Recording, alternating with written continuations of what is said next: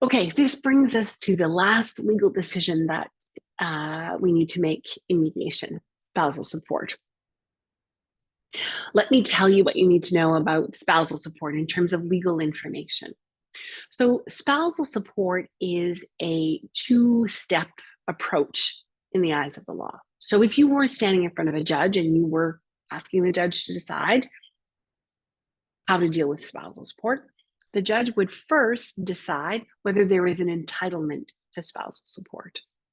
Whether or not there is an entitlement to spousal support is what we call a gray issue. It depends on the particular circumstances of the couple, of the family, of the relationship. And so, first, the judge would decide, is there an entitlement?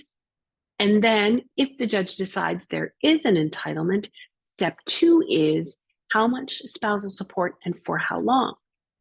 You can have an entitlement to spousal support. The judge can say, yes, there's an entitlement, and the amount is zero, or the amount is $1. That's possible. So in our mediation session, for it to be productive and helpful and useful, we have software that calculates, that runs through the spousal support guidelines. Spousal support guidelines are guidelines that have been created to help people in the adversarial arena deal with spousal support and the courts to deal with spousal support. So they're kind of like the child support guidelines, but they're different in that they don't need to be followed the same way. They're really meant to just be a tool that can help with negotiation and, of course, with to get some certainty if you're in front of a judge. You will argue the spousal support guidelines and how they might apply your particular situation if you were in front of a judge, and the judge will apply the spousal support guidelines in making a decision. In mediation, it's a little bit different, right? Remember, we're looking for a solution that you both can feel good about. And so we take a slightly different approach. We have software that I use that spits out or produces, if you will, 3 different values for spousal support: a low, a mid, and a high range of value. So the software presumes that there is entitlement. It doesn't decide whether or not there is entitlement. It can't, because it really depends on a whole host of factors that, as I said, that the software can't process. It presumes there is entitlement, and it says, all right, if there's an entitlement to spousal support, here's how much and for how long, and it gives us a range. You'll see that range. It also depends on the amount of child support. So if there's more child support, it'll have an impact. The higher the child support, the more of an impact it has on spousal support. Great. Here's what I really want you to know, and here's where the software is an incredible tool for mediation clients. I'm going to show you a printout. The software gives us a printout that shows us the value for child support, the values for spousal support, the low, mid, high range. But what it also does is it converts your gross income to net income. And here's why that's so important. Even though it uses gross income numbers to calculate the support, we live in net income numbers, right? We pay our bills with net income, not gross income, right? And so the software allows us to see if everyone has this much income and this much child support's being paid and this much tax is being paid and this much child tax benefit is being paid. At the end of the month, what do both people have for net disposable income to be able to pay their bills?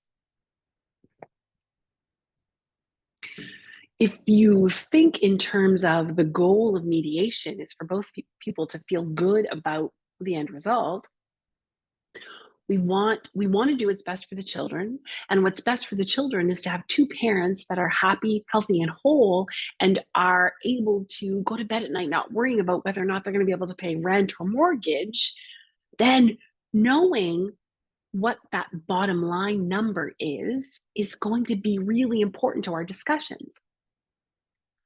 And I will have already sent you a budget form so that you can calculate what you expect your expenses to be going forward.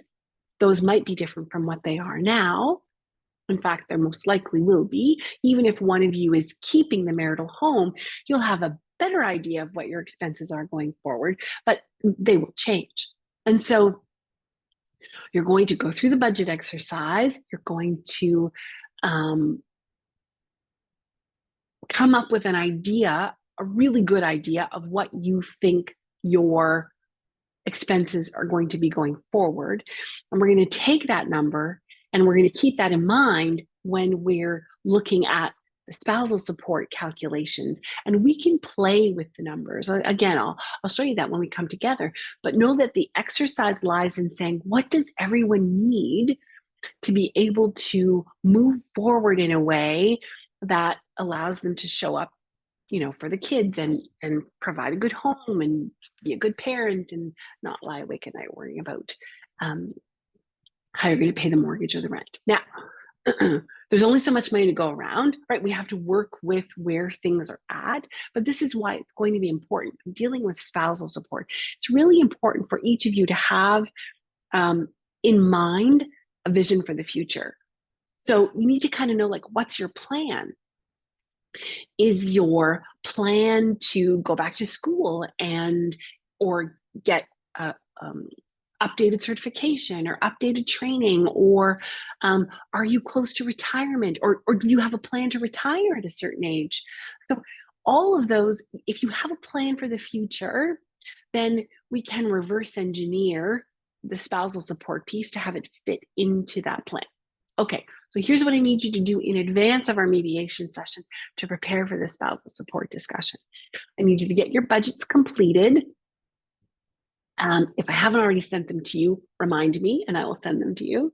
And don't overestimate or underestimate your budgets. The budget document I send you will make it super easy for you to not forget anything that goes into your budgets. Your job is to make sure that you neither overestimate or underestimate. Make them as realistic as possible. And then we'll go through them together to make sure that you haven't missed anything or there aren't any sort of like obvious glaring mistakes, that you haven't put your monthly rent into the weekly column and made a mathematical error.